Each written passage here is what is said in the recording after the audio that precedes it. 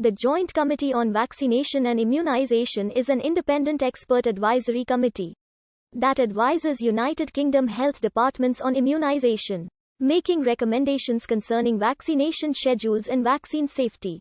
It has a statutory role in England and Wales, and health departments in Scotland and Northern Ireland may choose to accept its advice. The committee was established in 1963, having been until then an advisory board for polio immunisation. It gained statutory status as the Standing Advisory Committee on Vaccination and Immunisation, a non-departmental public body advising the Secretary of State for Social Services and the Secretary of State for Wales, under the National Health Service Order 1981.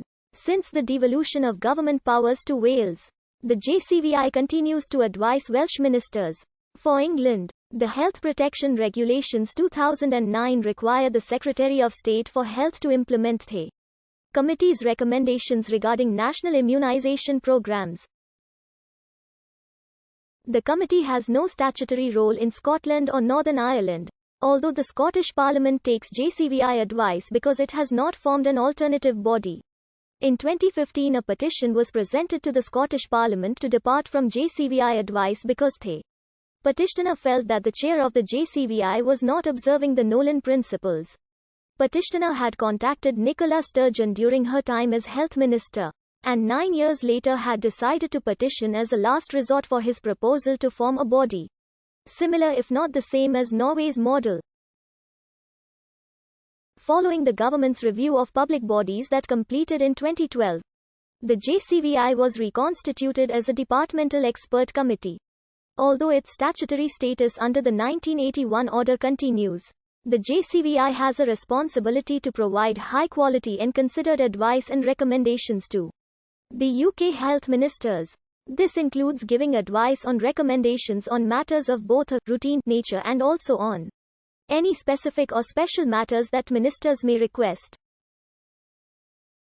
In formulating any advice and recommendations, the committee must take into account the need for an impact of vaccines, the quality of vaccines and the strategies to ensure that their greatest benefit to the public health can be obtained from the most appropriate use of vaccines.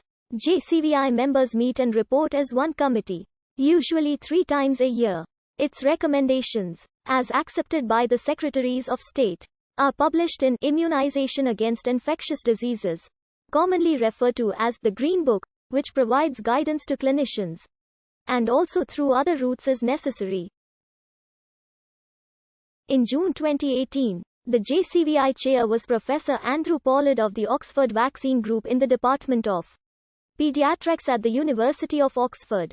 The chair of the COVID-19 subcommittee is Wei Shen Lim, a consultant respiratory physician and honorary professor of medicine at Nottingham University. Hospitals NHS Trust. The current members' names and affiliations are published online, although year of appointment is not stated. According to the published Code of Practice, appointments are normally of 3 years' duration. In accordance with the Code of Practice issued by the Commissioner for Public Appointments, members cannot serve on the committee for more than 10 years.